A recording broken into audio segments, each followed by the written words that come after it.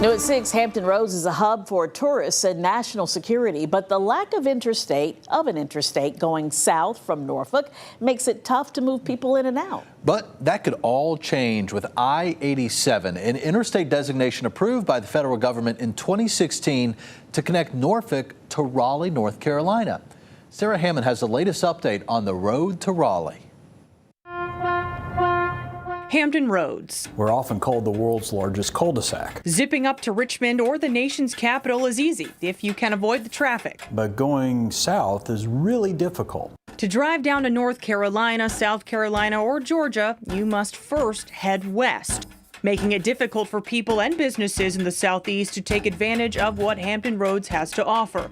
Beaches, music festivals, military bases, and one of the country's most productive ports. Right now, it's very inefficient. But that could all change with the construction of I-87, a new interstate that will connect Raleigh, North Carolina to Norfolk. The route would begin in Raleigh on what is now US 64 East before hitting Williamston and turning onto US 17 through Elizabeth City. It will then join Interstate 64 and 464 to Norfolk. Bob McNabb, professor of economics at Old Dominion University, says this new route will open a lot of doors. Building and implementing I-87 would be a spark to the engine of the Hampton Roads economy. He says building this interstate would not only make it easier to move goods and people in and out, it would also kickstart development in areas like Elizabeth City with untapped potential.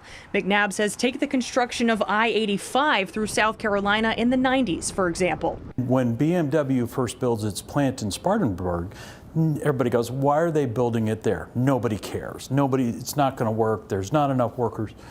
And what happens is it sparked innovation and entrepreneurship along that highway corridor. With what McNabb calls low-hanging but expensive fruit for the region, where does this project actually stand? Well, the federal government approved the interstate designation back in 2016. That's when North Carolina kickstarted its construction for the 180 miles that state is responsible for. We have begun planning for it. We have some funds for it, but it will take several years to accomplish this task. Andrew Barksdale, a spokesperson for North Carolina Department of Transportation, says the route will cover 2 existing highways in the state. He says the first 10 miles out of Raleigh are already marked as I-87. Another chunk of it is already like a highway, like an interstate highway, but it's just not, we still have to make upgrades. But Virginia has not taken similar steps to cover the roughly 30 miles the Commonwealth would be responsible for. The Virginia Department of Transportation says the project is not currently programmed in its 6-year improvement plan,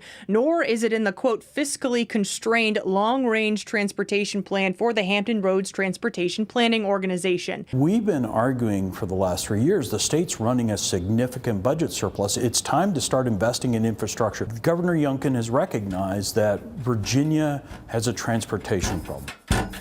In North Carolina, Barksdale says with the progress already made, it could be another 20 years before the interstate is finished. It's something that we know that needs to be done. And McNabb says despite the high price tag of roughly $1 billion, this is not a gamble. If you look at the returns to the Hampton Roads economy, the Virginia economy, it is as close to a no-brainer as we could say exists in economic development.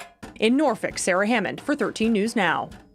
We reached out to state leaders like Governor Glenn Youngkin, House Speaker Don Scott, and Senate Majority Leader Scott Survell to see if there are plans to push for funding for I-87. Governor Youngkin's team referred us to VDOT, and Survell said via email he is not familiar with the project and would look into it.